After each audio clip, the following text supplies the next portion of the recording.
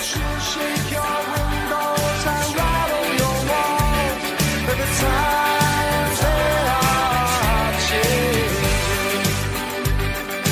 Yes, they're changing.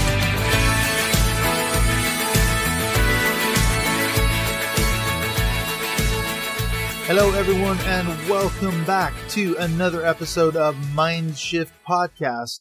Once again, I'm your host, Dr. Clint Haycock, and I'm happy to be bringing you today part 2 of my conversation with Josh deKeyzer. Although, to be more precise, I should say Dr. Josh deKeyzer, originally from the Netherlands. He's a Dutch theologian who moved across to the States to do his master's degree and then finished that up with a PhD in the St. Paul area.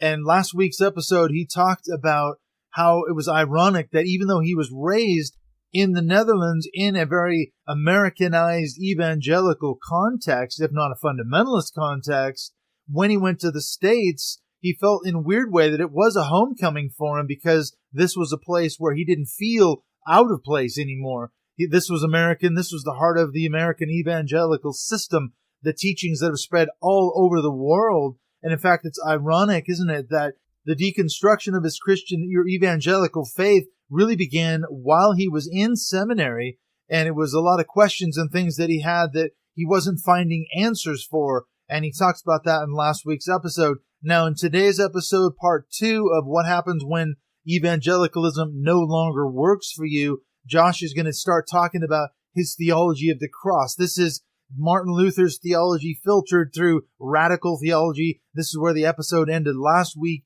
He was starting to allude to how he got into studying Boenhoffer and some of these other theologians and their understanding of Luther's theology of the cross. And somehow, even though he sometimes devolves into an angry theist, he's able to retain a view of God and a view of the Bible. And we're going to talk today about how he's able to do that. And as I've been saying over the last couple of months, going back to Sarah Smith, Stacey Ray, Josh deKeyzer, and next week as we start out with Sam Morse from the Out of Eden podcast, I'm talking to all these people who have deconstructed their faith. They've walked away from evangelicalism as a system, but strangely enough, they've been able to retain somehow a belief in God, a certain view of God. And it's involved a radical redoing of their views of the Bible too. It really has to. It really doesn't it? And that's what we've been talking about with some of these other guests, that you can't read the Bible anymore through this literalist, this inerrant, this inspired kind of viewpoint. Because if you do that, then you're forced to take the view of God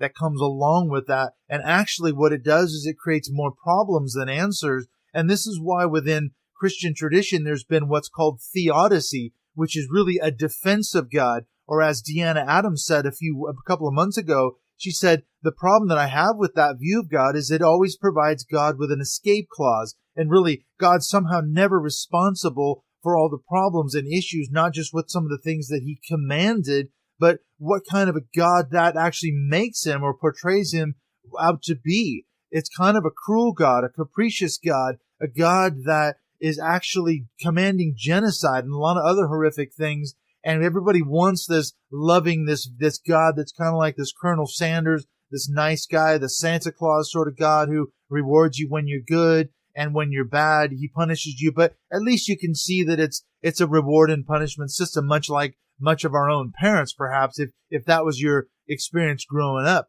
You know, when you're naughty, you get punished, and when you're good, you get rewarded. And that's sort of the view of God that a lot of people have.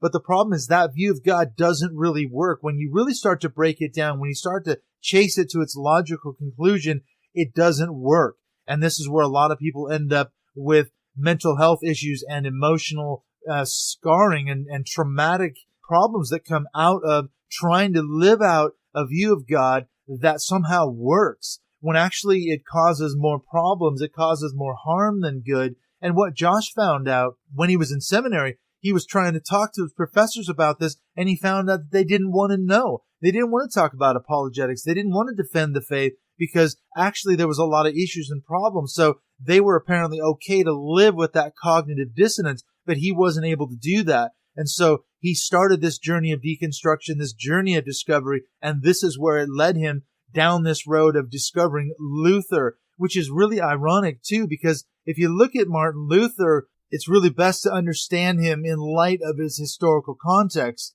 The life that he led, you go back and think, well, actually, Luther himself was reacting to a lot of what's called medieval scholasticism. This is where they had God figured out to a T. And what it means is basically the medieval theologians had constructed this very elaborate system of theology. It was a very airtight system based really on Greek philosophers like Aristotle and some others. Today we would say this is really a toxic brand of Christianity because this was the problem that Martin Luther had when he was a monk. He was just trying to live his Christian life according to this system, but it led to all kinds of problems in terms of his own mental health. What happened to Martin Luther when he was a monk was that he spent years and years and years trying to win God's acceptance through his own works, through his own individual effort, which I think a lot of evangelicals today can identify with. And of course, in the case of Martin Luther, he described himself as being a failure. He never succeeded, and he was always beating himself up to try to be a better person to win God's favor. But it was a dead-end street. It wasn't working. And this is something Martin Luther said. He was reflecting back on his time as a monk. He said, quote, "I tortured myself with prayer, fasting, vigils, and freezing. One time he spent a whole night out in the frozen snow and nearly died. He says, the frost alone might have killed me. What else did I seek by doing this but God, who was supposed to note my strict observance of the monastic order and my austere life?" And Luther goes on to say, he says, "I constantly walked in a dream and lived in real idolatry, for I did not believe in Christ. I regarded him only as a severe and terrible judge, portrayed as seated on a rainbow." End quote. And he says elsewhere, he says, quote, "When I was a monk, I wearied myself greatly for almost 15 years with the daily sacrifice, tortured myself with fastings, vigils, prayers, and other very rigorous works. I earnestly thought to acquire righteousness by my works." End quote. And he went on to reflect later on in his life. He said, I didn't love that God. I actually hated that God. And that was a view of God that he had inherited from his past, from this medieval scholasticism. And you could say, we would say today that Luther himself deconstructed. He certainly did, because he jettisoned that toxic view of God, the God that he hated. Luther himself, like Josh will talk about in this episode, was an angry theist too. And so, yes, Luther was not perfect by any stretch of the imagination, but as Josh will talk about in this episode today, there's something there. This is a pre-modern understanding of theology. It hasn't been filtered through the Enlightenment, which, as Josh will say, a lot of evangelicalism today, even though they claim to have a connection with the Reformation and people like Luther and Calvin and others, actually that brand of theology is filtered through the Enlightenment. And so evangelicals, while they're trying to create a case for how their faith is the historic Christian faith, this is the true faith that's always been the way it is for Christianity, it's actually not true.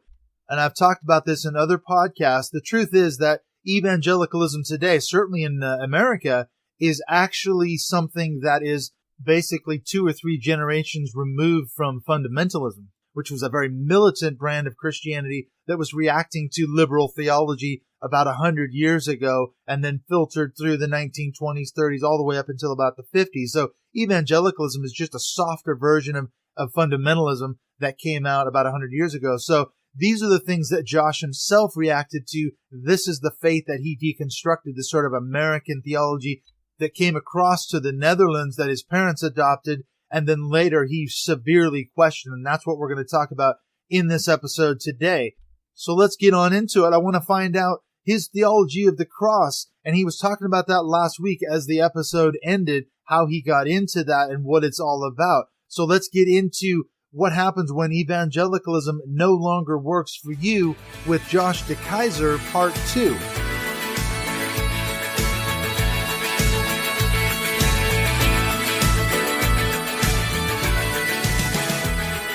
And you mentioned, I wanted to go back real quickly before we get into your theology of the cross and talk about, you mentioned the word, you said angry. You were really angry. What were you angry about? Because a lot of people have different reactions, and why are they angry? Some people are angry at God. Some people are angry at their upbringing in evangelicalism when they realize perhaps the emotional, the mental, the damage to their sexuality or whatever it is. like it's like people coming out of a cult in that sense when they realize they've been misled or lied to or hoodwinked in some way. They can justifiably be very angry. So what were you angry at when you were going through this phase? Or maybe you're still kind of in it. I don't know. Well, it's different types of anger. I think initially my anger was a kind of indignation that my professors at that seminary, that many of them were not willing to really engage the questions, that certain trajectories of thought were already precluded in advance, that they were not willing to acknowledge that a lot of theology is constructed with power in mind, not with truth in mind, and that they were sort of barring themselves from really going down genuine theological creativity for reasons that are so obvious to many of us who are deconstructing. So I felt betrayed because there they were teaching at the seminary already for 20, 30, 40 years. And here I was, a dipshit from the Netherlands, a wannabe evangelical leader who never really made it to a leadership position, who comes to the U.S. and he opens his eyes and he says, wait a second. And there he starts deconstructing. And it's like, why did you PhDs not do that? What bars you from genuine intellectual work? So you can hear my anger flaring up again. Yes, I can. I was angry about that. Secondly, I've been very angry at evangelical Christians in general, but specifically in the United States, for siding with Trump. I cannot believe it. I want to curse out loud, even in your podcast, about the fact that 81% of evangelicals actually voted for that guy to become president. It's unbelievable. What a betrayal of everything that our Christian faith stands for. And then thirdly, I've been struggling lately with God, and that's sort of a latent struggle. And so what I do, and that's the angry theist in me, sometimes that pops up, even though I don't believe the same stuff that I believed as an evangelical. So I don't hold to certain tenets about God that I used to believe, but then sometimes I revert back, like consciously revert back into that mode of thinking, and I put on my evangelical hat. But then as the adversary of evangelicals, and they say, okay, like even today I wrote a post about what to do when God is unfaithful.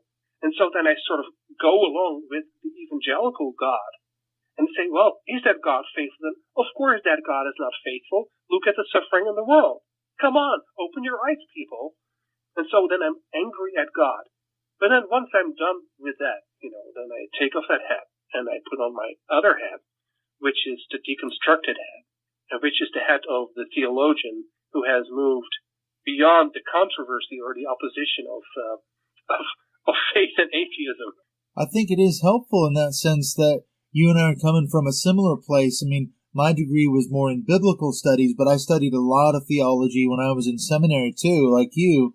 And I think it's important because you've got at least a breadth of understanding of what other people have said in the past, and you can use that as a resource. Maybe you don't necessarily believe everything that Luther or Calvin or Augustine or Aquinas or whoever it was said, but it's a wealth of resource because these people were wrestling with a lot of the same kinds of things at least in their context anyway.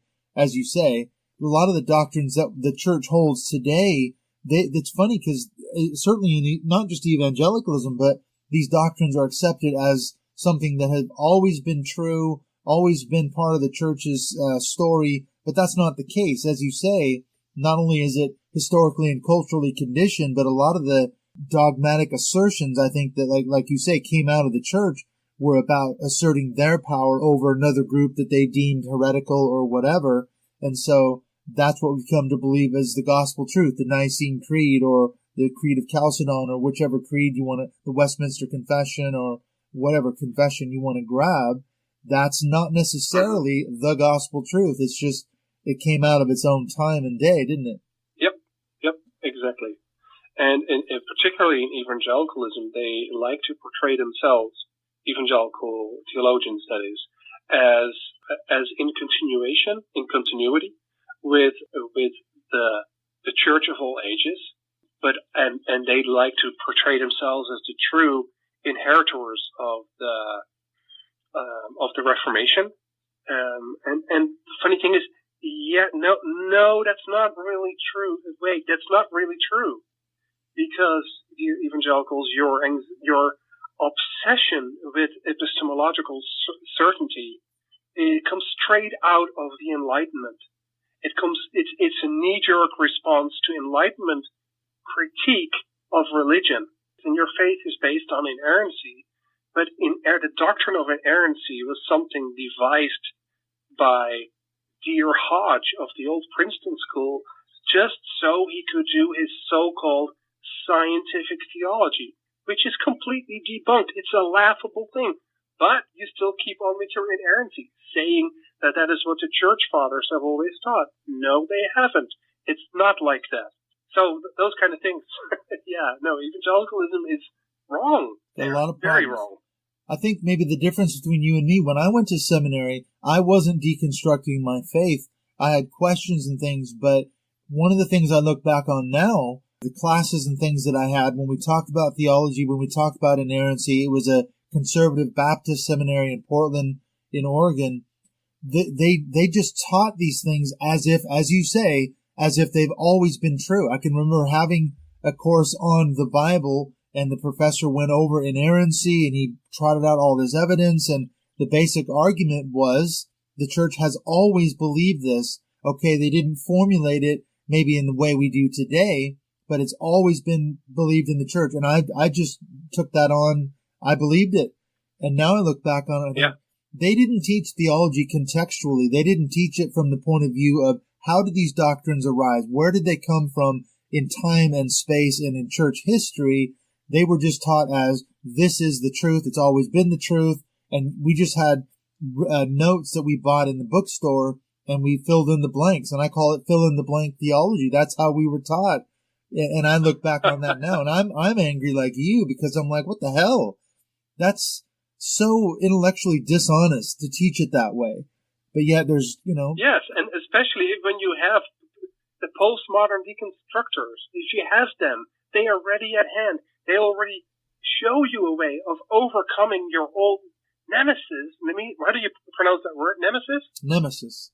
Nemesis. I was right. I got it right. See, every now and then, even after having lived in the U.S. for 8 years, I bump into these words that I want to use, but I've only read them and written them. I don't know their pronunciation. Well, Anyway. I'm glad to provide you a place to use that word for the first time. But the funny thing is, there are the postmodern thinkers. They are your allies in overcoming modernity, where you were not able to do it, dear evangelical theologian. And what do? You get an even stronger knee-jerk response and call the postmodern thinkers bats out of hell or whatever. You know what's so weird about it? The funny thing I was just thinking about as you were talking, people like you and me, I hate to say it, but we're the ones, and other people, not just you and me, but people who are deconstructing and who have gone down the road of doing the degrees, doing the hard work of going to seminary, going to Bible college and everything else. It's the voices like us that they need to be listening to. I mean, these are the conversations that they should be having in those seminary classrooms, instead of, as you say, those lecturers who just are resting on their laurels. I mean, I can remember sitting in an office of my second reader when I was doing my MA degree at seminary, and he was screaming at me in his office. Literally, his face was red as he was going to blow a vein, because I had written something in one of my chapters for my MA thesis that kind of went against his whole hermeneutic, the way he interpreted the Bible. And he said I had a terrible attitude. He said I had no business being in ministry. I had no business being at that seminary. And I mean, I sat there just with my jaw on the floor. What is going on here? This guy's been teaching for 25 years, and he's yelling at me in his office because he was that angry over what I had written. So I went to my first reader and I said, I just got yelled at by this guy. And he said, well, you're going to have to delete the whole chapter because he won't sign off on your thesis. So I did. I had to delete my whole chapter that I'd written because he was so upset and threatened by it. So there's your anti-intellectualism. There's no room for exploration. No. I had to delete it. That's what happened. I had to delete the whole chapter. Shocking. It's crazy. It's shocking. It's insane. And you know, Clint, what you wish would happen is like an increasing openness or maybe slow change, but that is not happening. I think evangelicals in the U.S. feel threatened. They feel more and more marginalized, and the evil outside world is encroaching on them. Hence their support for Trump, I guess. That's part of it. You will see a knee-jerk response in these seminaries, and they will harden their stance.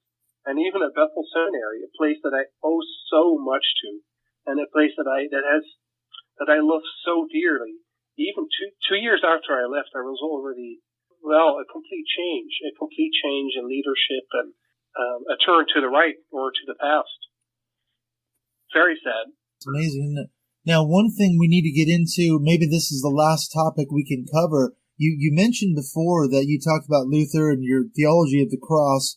What's interesting to me is, for some reason, I've had a bunch of guests on the show recently that have deconstructed their Christian faith and then reconstructed it. Now, each person has looked completely different. We had Sarah Smith, we had Stacey Ray, we have now you, and each one sort of considers themselves still a Christian, but what that looks like is radically different than it did before in their evangelical background. So I'm interested to find out how, where you're at in terms of going forward. How do you kind of work these pieces out in your theology of the cross? How does that work for you? Yeah, well, let me just tell you the story, and then maybe a few points on how the theology of the cross works. So I went to Luther Seminary, and as I went to Luther Seminary, still in the midst of being a deconstructing evangelical, it's ridiculous to say, but I was like, "Ooh, my goodness! Now I'm going to study among liberals. What will that look like? Will I lose my faith? I better be careful." And since I had already honored a class at Bethel Seminary on Deitrich Boenhoffer, and since he was basically the only non-evangelical theologian that I kind of had a strong affinity with, and since Boenhoffer came from the Lutheran world, I decided right from the beginning that my dissertation was going to be on Boenhoffer. And so it's funny that I decided to do his intellectual development. And the funny thing is that was exactly what I had to do. And doing that project has been extremely helpful for me personally, and also has led to a genuine discovery and even a contribution to Bonhoeffer scholarship that was not there yet, even though a lot of stuff is written on Bonhoeffer these days. Anyway, what happened to me is, so I came to Luther, decided to work on Bonhoeffer, and then I had to get to know Luther, right? And I was also in a class on philosophy for theology that was taught by Pat Kiefert. And Kiefert is known to be a phenomenologist, unlike many or most theologians in the North American continent. And so we did a lot of phenomenology. We did some Husserl, we studied some Heidegger, we studied some Ricoeur, and it was very hard for me to wrap my mind around what was happening because I had a black and white evangelical mind, and I could not deal with ambiguity, or it was not a category for me, ambiguity. But through studying that, I started realizing that ambiguity and metaphor and symbolism are very important ingredients for constructing a viable theology in postmodernity. And then I just got this hunch that, hey, wait, I think Bonhoeffer has taken up phenomenology and there must be a link. So I wrote a paper on that, and that paper set me down a track to discover something in Bonhoeffer that was new, that was genuine. But I realized that Bonhoeffer's use of Heidegger was for the purpose of doing something else. And I realized it was for the purpose of retrieving some vital truths in Luther's theology, but then to articulate them for his own day, in dialogue with Karl Barth and in dialogue with many other philosophers and theologians of his time. And so that is what brought me to Luther, and specifically Luther's theology of the cross. Now, I cannot go into all the details of what the theology of the cross is all about, but let me tell you this, that in Protestantism, or like the Reformation era, or maybe in theology in general, there are two main modes of doing theology. And one is the theology of glory. And the theology of glory will emphasize the gloriousness of God, the sovereignty of God, the power of God, the free will of God, but also, on the human part, the ability to know what God is, what God looks like, what God wants. For instance, inerrancy is very much part of a theology of glory, because it gives sort of the power of the glorious God in our hands and at our disposal. So that seems like a very solid Calvinistic Reformation approach.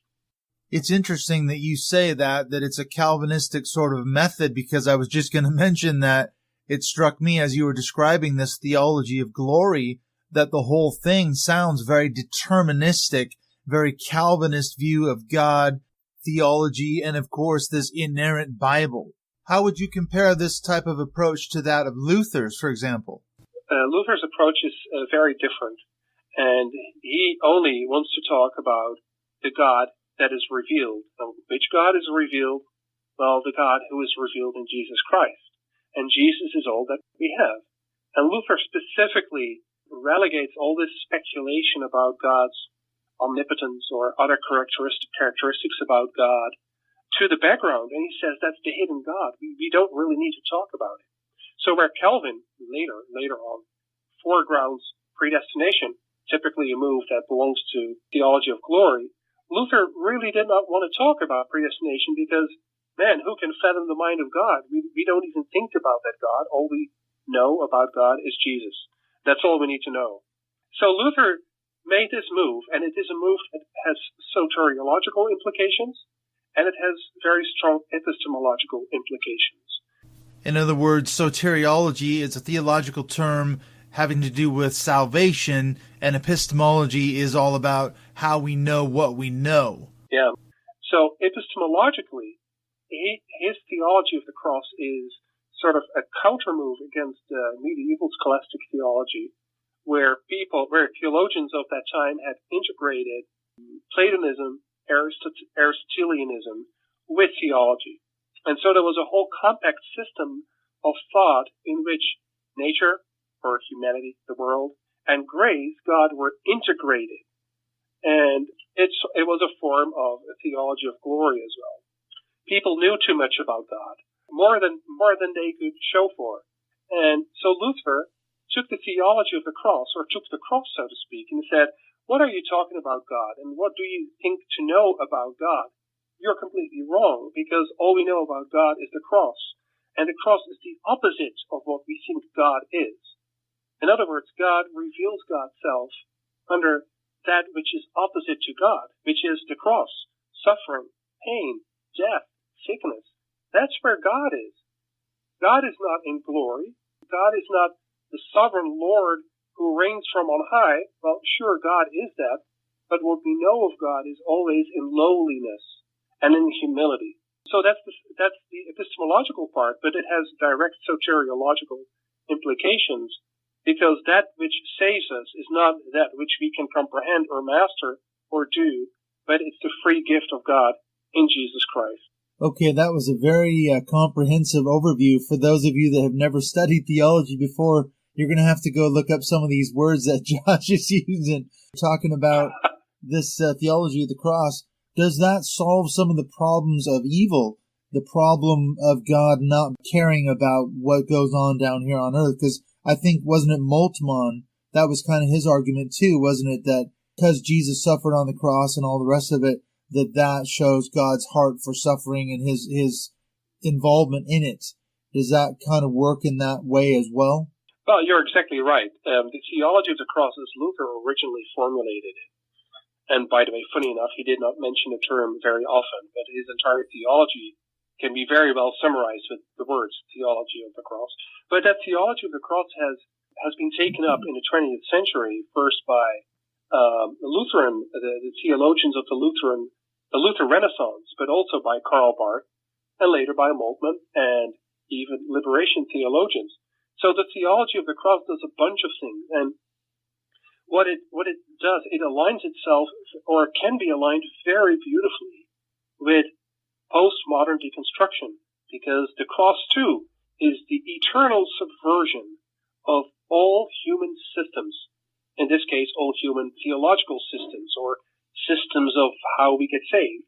And so it's that, but it is also, if it is true that the presence of God among us is that of the suffering Christ on the cross, and if that is the most important thing we can say about God, of course, in addition to resurrection, and in addition to the life of Christ on earth, I don't want to de-emphasize those. But if the cross is that important, the cross shows us God as a suffering God, co-sufferer of humanity, then it does something to the question of evil. And I don't want to go into it too much because that's another long topic.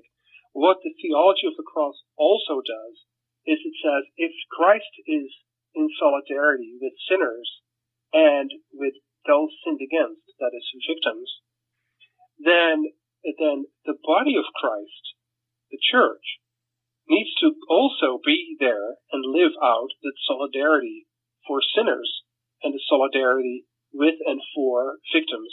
And so liberation theology, even though it started with Roman Catholic theologians in South America predominantly, has also very strong roots in Luther's theology of the cross.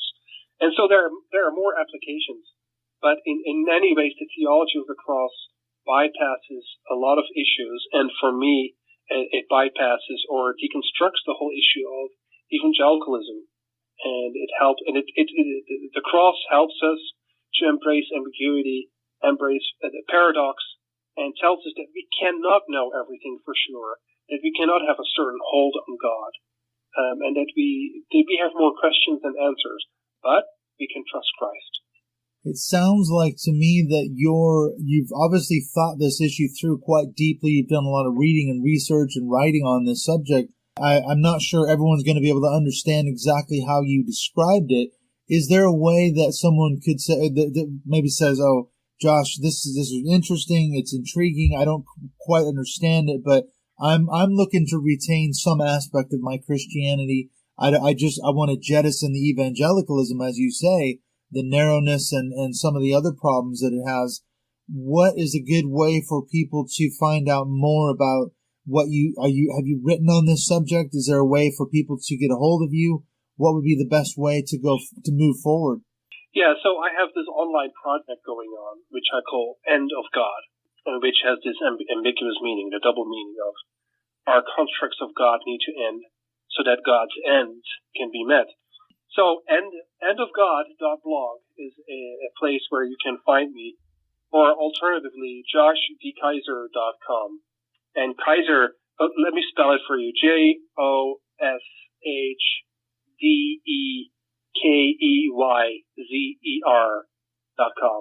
And of course, I'm in the process now that my dissertation is finished to get stuff out there, get stuff published, but that's going to take some time. Maybe one of the first things that's going to be published is my chapter in your book, Clint.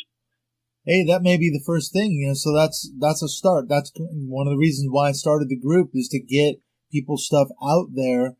However it's accessed, I don't know, but that's part of the process of doing what we're doing. So people can get a hold of you. People can find you on Facebook. Are you on Twitter too? Yeah, I'm on Twitter. My Twitter handle is YossmanTweets.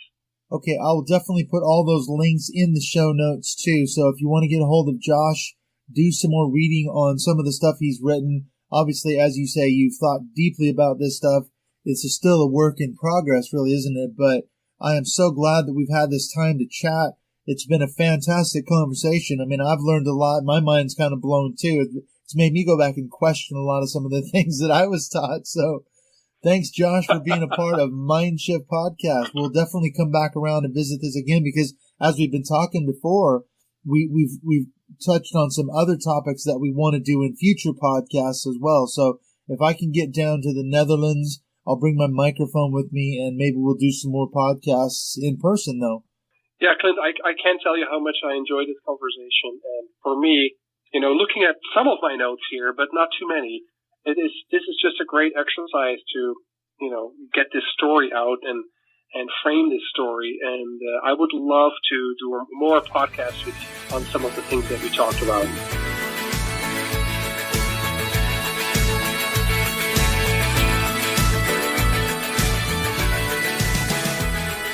It has been fantastic to talk with Josh deKeyzer and to hear his point of view in this episode as well as last week's. I hope you've enjoyed it, learning about someone's understanding of American evangelicalism, even though he was raised in the Netherlands, moved across to the States, did his major deconstruction while in seminary, and now he's coming back and questioning really everything. So if you want to get a hold of Josh, you can go to joshdekeyzer.com. You can also look him up on Facebook. If you do a search for End of God, you'll find his Facebook page there, and that'll link you to some of the writings that he's done. I know for me, it's been thoroughly enjoyable to talk to Josh and to kind of get his point of view. He's probably the most theologically minded guest that we've had on this show, and it's really interesting to hear how a trained theologian, a guy who's done a master's and a PhD in theology, how he is deconstructed and then reconstructed and is able to retain a view of God filtered through Luther's theology of the cross, filtered through Boenhoffer and other people. It's just amazing to find out how he's able to do that. So if you want to interact with Josh, you can go, as I said, look at his blog, and there'll be more information about his breakdown of how he kind of arrived at that position and where he's at now with some of his thoughts. Now, I'm going to mention, too, I talked about last week that coming up next week and the week after, I've got a couple of episodes with Sam Morse from the Out of Eden podcast. And I'm going to play for you right now a little promo that Sam sent me the other day that kind of gives you a sense of where he's coming from. I'm also going to be on the Out of Eden podcast coming up at some point here too, and I'll put a link to that in the show notes when that comes out. And I'll just remind you too, before I play the clip from Sam, which I'm going to use to end this show this time, that following his 2 episodes, I'm going to bring you a brilliant conversation that I had with Pastor Steve Stone Sr. from Cordova, Tennessee. We covered a whole lot of ground when we talked, so you're not going to want to miss those 2 episodes coming up with Steve Stone Sr. So here we go. Let's play the clip from Sam Morse Out of Eden podcast, and I'll see you next Friday on MindShift podcast with Sam Morse.